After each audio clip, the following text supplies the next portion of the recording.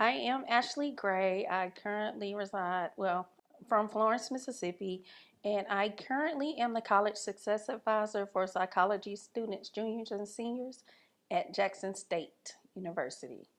The Jackson State University.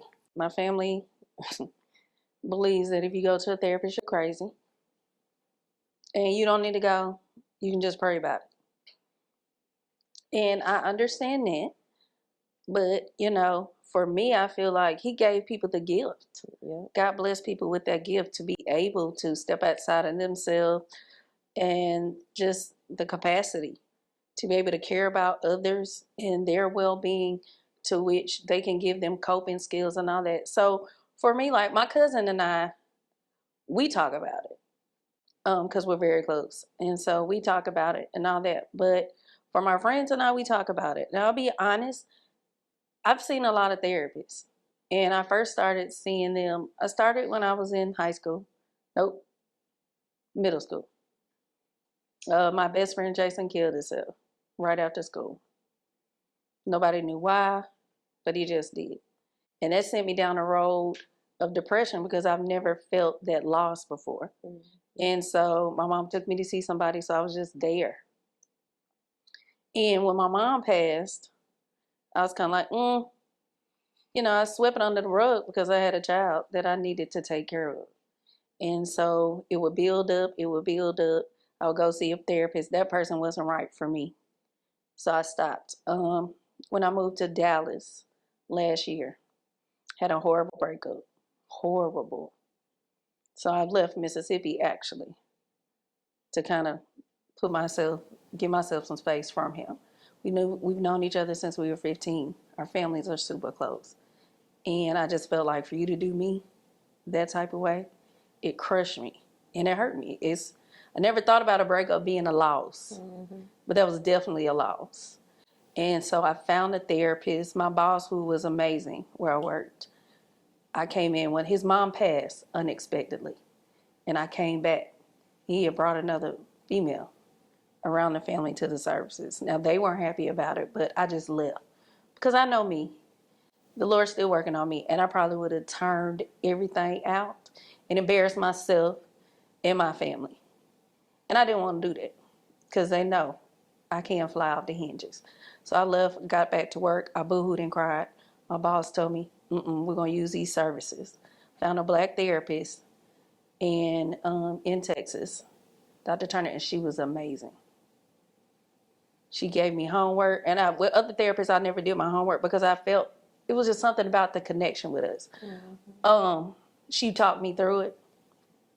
Everything. We dealt with everything one thing at a time. The grief with him, my dad, just everything that was going on. And to find out that, I was diagnosed and she had me go see a psychiatrist as well because there were things of anxiety and depression that I suffer from. And it's bad. And so when I moved back here, I was like, can you still be my therapist? And she was like, unfortunately, she couldn't because she's not licensed here. And, I boo-hooed. So after yesterday's conference, I found a new one. And I'll go see her starting Monday. I booked that appointment while I was sitting in there. But it's needed. Working with young girls, I had a young lady who reached out to me, said she was depressed, one of my students. And it's just been a tough school year for some of these young ladies. And I am the person that you can come to my office, close the door. We can laugh, we can talk, or you can cry.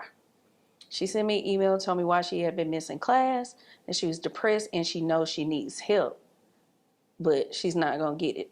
So I just basically told her, you come see me today, or else I'm going to find you. She came, saw me, we talked. She told me some things. I walked her over to the Latasha Norman Center that our students don't use enough because it's free services for them. Free. And they sent her on to the psych ward because of what she was saying. And so she got released. I actually went and picked her up because she's not from here. I went and picked her up, and she was like, I don't know if I'm going to continue to go. I said, oh, no, you going. Because it was a lot going on. And so for her to see that her therapist was looking out The residence hall director was looking out. Everybody is concerned. She said, you know what, Miss Ashlee? I said, what is it? And that's how I talk to my students. I be like, what is it? And she said, I thank you for being so honest with me about you going to therapy or your breakups. Because I know I can't. I said, Gary, yeah.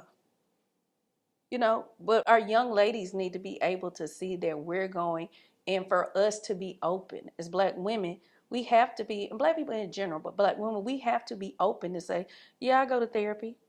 Because if these young ladies don't see it, they're not going to go.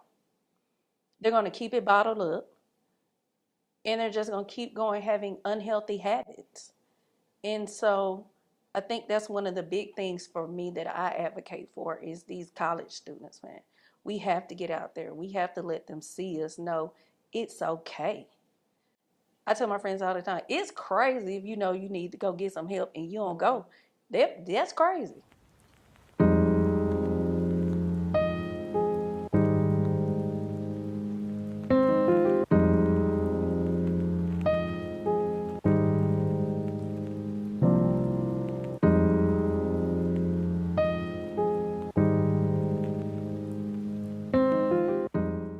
My name is Dominique Grant, and I reside in Jackson, Mississippi. I'm an HIV and AIDS advocate. Being a Black woman diagnosed with HIV, I was diagnosed in 2015.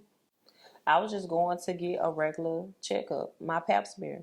And she asked, did I want to be tested for everything? And of course I did, not knowing that I would get that unexpected phone call. But I did. And so when I came back to the doctor, she then told me that I had acquired HIV.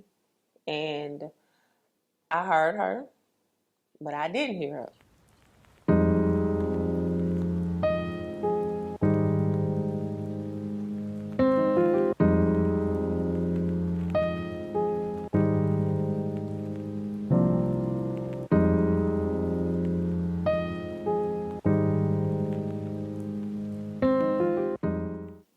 I got HIV. And so I asked her for a minute, like, give me a moment, and I processed that. I thought about it, and like, I'm thinking about, I got to go tell this man I'm HIV positive. So I'm like, what does that look like for me? How is that going to turn out? So in sitting in that room, I said, this is my reality now. This is my reality, and I have to do everything necessary to take care of Dominique. And that's what I did. Um, Going home, telling him, that was, I thought, would be the hardest part. It was opening my mouth and telling him, and then him open his mouth back to me and telling me he already had it, was the most hurting feeling in the world. He looked me dead in my face and he said, I know, I've been dealing with it too. And I'm like, you've been dealing with it too? And you failed to tell me? Now this man, we would have table talks. Like, I would be in the kitchen cooking. We would be listening to music, having us a cocktail, having deep conversations. That conversation never occurred to even just lay it out, tell me. And so my biggest concern was getting him under care. Because I asked myself, if I had not known that I was HIV positive, would I still be with him? Do I still love him? And I did. I still love him, still want to be with him. And it was a struggle getting him, like, to go into the doctor office. His motto was like, we all got to do that. We all gonna die something. But you don't have to die. You don't even have to be in this position that you're in. Because if you had did what you were supposed to do, taking those preventive measures with your health, then you would have never put me at risk. So one thing is, knowledge is power. And if you lack knowledge, you lack understanding. And he didn't understand the concept of how important it was for him to go to his doctor appointment, to even be on the medication. So my journey with him, not only the HIV, it led to mental, emotional, and physical abuse as well. And that last straw, I couldn't take it anymore. Like, I had to start loving me just as much as I loved him. And when I started pouring into me, I started opening up my mouth. And me sitting here today is me walking in my reality.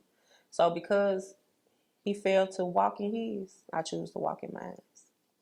I know people might look at me and say, you know, why I didn't do this, why I didn't do that. It just wasn't in my spirit. Like I love him. I was connected to him in ways that he didn't even understand. Only thing I wanted was him to see greater. You know, like you live in Jackson, Mississippi. You said you had this tough, long road. You've been through some things. You said you had a lot of people do you wrong. Well, this one woman wanted to stand beside you. She wanted to show you, like, everybody not the same. And if you learn to open up and connect to people, you know, you would think that your bond would grow stronger, you know. And I wanted that foundation for him. And he didn't understand it, you know what I'm saying? And that comes with all the things that he were dealing with. The things that he were dealing with, I understood it now. The upset, the anger, the drinking, the smoking. He never accepted the fact that he had HIV. He was a monster on the inside. Not to think about the other things that he was dealing with too. Now, how I understand that and perceive that is that's just who I am. But I knew that it was something greater to what led up to where we were. You know what I'm saying? So I just wanted to show him different. I had hope for him that he didn't even have hope for himself. And so the last time he put his hands on me, it was it for me because I don't want to die. I don't want my life to be gone. I got 3 beautiful kids. I got myself. So that same energy, that same grace that I had for him, I had to give it to myself. I had to give it to myself and open up and realize, like, girl, love you just as much. Go hard for you just as much. And when I did that, I felt so free. You know, some people would say you a fool for telling everybody. You a fool for walking in your reality. Don't nobody need to know what you living with or going through. Keep that hush. But you know how many lives I touch? You know how many black girls that look like me that get up every day and they don't have a voice for themselves? Like, they living in misery. They suffering in silence. But I want them to see, you see me? I'm beautiful. I get up, I thrive, I got kids, I'm a part of the community. I go out, I show up for myself. You know, just because you have HIV, your life do not have to end. You know, I got a saying that I say, HIV does not define me. Because of it, I live higher in victory.